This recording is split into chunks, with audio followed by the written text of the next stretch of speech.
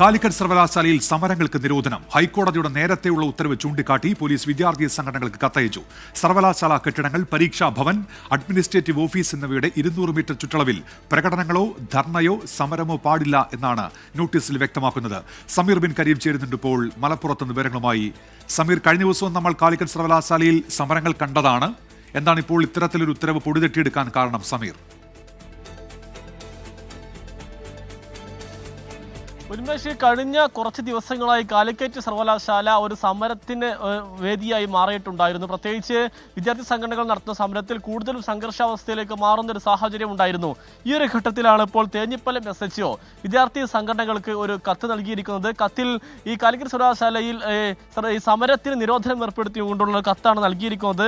സർവകലാശാല കെട്ടിടങ്ങൾ, പരീക്ഷാ ഭവൻ, അഡ്മിനിസ്ട്രേറ്റീവ് ഓഫീസ് എന്നിവയുടെ 200 മീറ്റർ ചുറ്റളവിൽ സമരങ്ങളോ പ്രകടനങ്ങളോ ധർണയോ പാടില്ല എന്നുള്ളതാണ് ഈ കത്തിൽ ചൂണ്ടിക്കാണിക്കുന്നത്. ഇങ്ങനെ ഈ നിയമം ലംഘിച്ചുകൊണ്ട് എന്തെങ്കിലും തരത്തിലുള്ള സമരം ചെയ്യുകയാണെങ്കിൽ ശക്തമായ നിയമ നടപടി സ്വീകരിക്കുമെന്നും ഈ കത്തിൽ പോലീസ് മുന്നറിയിപ്പ് നൽകുന്നുണ്ട്.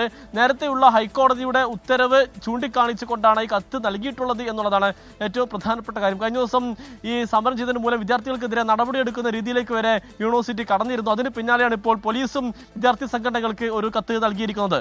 ഉന്മേഷ്. ശരി സമീർ ബിൻ കരീമാണ് വിവരങ്ങൾ നൽകിയത്.